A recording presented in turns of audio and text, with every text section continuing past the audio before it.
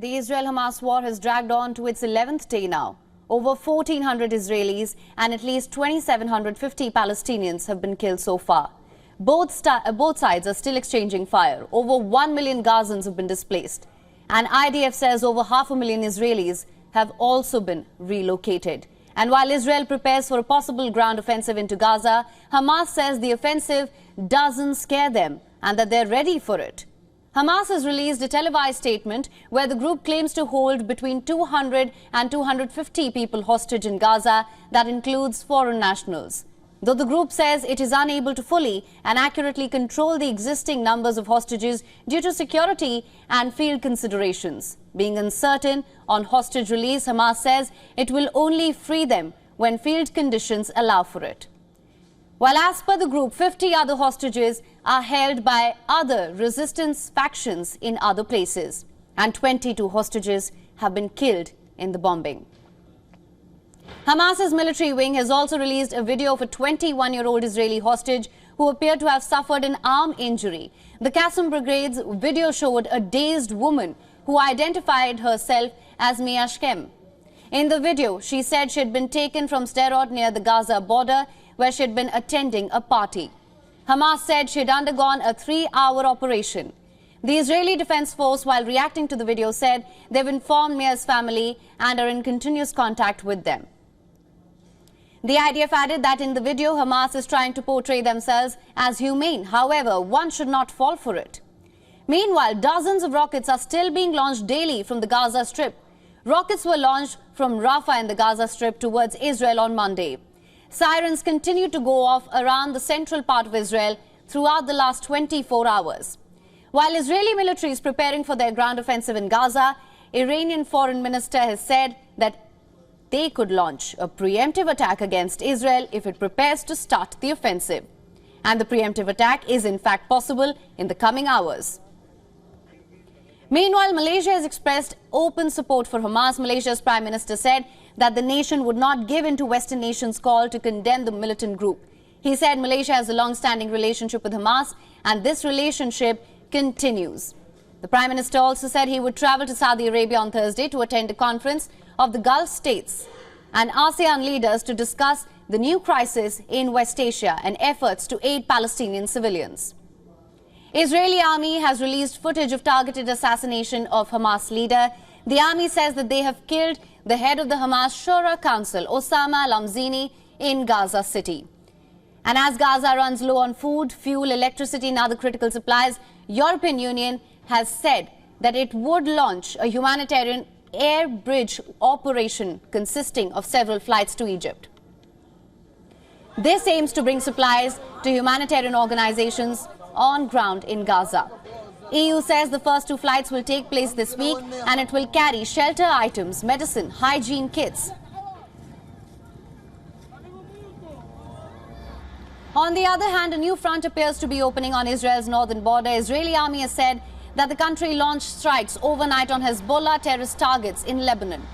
Israel says that it would evacuate 28 communities that are within 2 kilometers of the Lebanese border. While Hezbollah said it shelled Israeli military positions in a northern border town. Clashes on Israel-Lebanon border have left around 10 people dead on the Lebanese side so far and 2 on the Israeli side.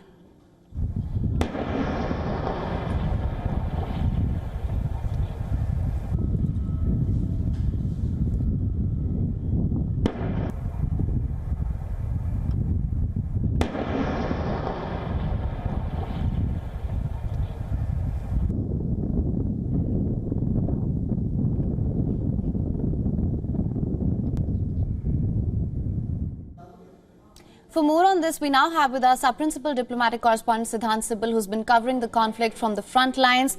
Also joining us on the broadcast, we have with us Joachim Bitterlich, joining us live from Paris. He's a former German ambassador to NATO and former European diplomatic and security advisor to former German Chancellor Helmut Kohl. Sir, thank you so much for joining us. Good morning. Siddhant, to start with you, what can you tell us of the situation on ground currently?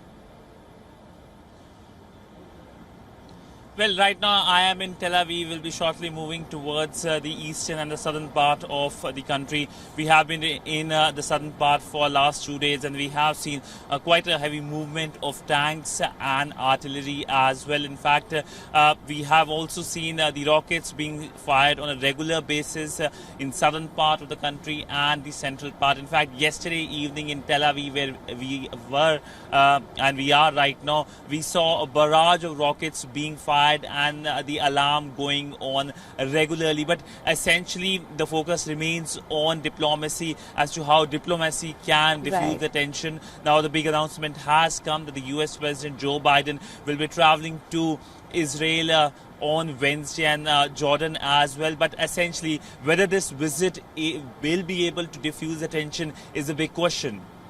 Right. Mr. Bitterlich, coming to you on what Siddhant just said, President Joe Biden is set to go to Israel on a solidarity visit. What do you reckon is on Biden's agenda in West Asia? Will Biden be able to secure a deal? What would you say are the objectives here? Well, he will have a predecessor in Israel and in Egypt. The German Chancellor is on track towards Israel and towards Egypt in order to try to find if there is still, let's say, a diplomatic or a political solution in it. And the Germans, and the position of the Germans and the Europeans and the Americans is really similar. They are really near to each other. Both, a large majority is condemning Hamas and the terrorism, the atrocities. And on the other hand, both are committed still to the creation of a Palestinian state in Cisjordan, in the Jordan Valley, and with open question about what to do with Gaza. And therefore, this explains too, at the same time, humanitarian aid they try to bring about. And I think if you look at Joe Biden's press conference yesterday, it's clear it seems to be contradictory. On the one hand, it's solidarity with Israel. On the other hand, they try, let's say, to introduce humanitarian aspects. And they try to, and this is for me the most interesting aspect, to see a revival of the two-state solution in the Middle East. Not with Hamas, I don't think. Hamas is on that side that is pure destruction of Israel, with near Nazi elements in their ideological approach. This is extreme and not negotiable. But on the other hand, it's interesting for me to see this revival of the two-state solution in the Middle East. A solution that, well, the Israelis under Netanyahu were not the real friends of that solution. And it's interesting to see that Israeli's prime minister is still there. He is looking for the other solution, circumventing it.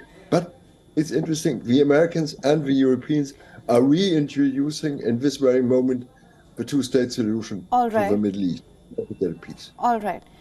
So you raise a very pertinent point that I will just come back to this. Siddhant, coming to you for now. Now it's rare for US President to visit active war zone, conflict zones. What sort of security measures would you reckon would be put in place for the same? Well, on the ground, it is heightened security. All around you go, there's thorough checkups. So this is a country in a state of high alert wherever you go, whether you are here in Tel Aviv or whether you are in down south. One thing I can talk about is that this country has seen several high-level visits. Of course, the biggest, of course, will be the visit of the US President. But before that, we saw the US Secretary of State, the Defense Secretary, and other European leaders traveling in a solidarity mission to Tel Aviv and meeting with the Prime Minister and the President. And what is something that everyone has noticed is that most of them have seen a barrage of rockets and sirens blaring in the city, and all of them going in a shelter house. But essentially that is the new normalcy here in Israel, even as Israel has been trying to make sure that there has been more evacuation from the south and from the north. Right. Mr. Bitterlich, coming back to you now, considering what you were saying earlier, and also a comment that came from US President Joe Biden saying that Israeli occupation of Gaza, that would be a big mistake. He did make that clear, and that was perhaps the only call for restraint that we've seen from the United States so far.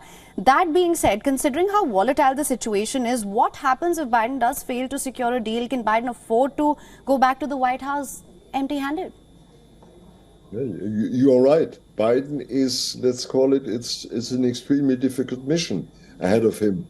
Because on the one hand, he has to reassure the solidarity with Israel, the protection of Israel. On the other hand, he has to indicate clearly to the Israelis where are the limits. And my question to myself is, when I look at the whole scenario, and I think your diplomatic correspondent is describing this very well, is what is the real intention of the Israeli army? Is it dissuasion, deterrence to that area? Or is it, I don't think it's occupation. And therefore, I put this question to myself, what's the real intention of the Israelis? They want to protect their territory, therefore they have to destroy Hamas. I agree with this, the Americans agree, the Europeans agree, but how far they have to go, avoiding any humanitarian catastrophe and closing the door to any peace solution.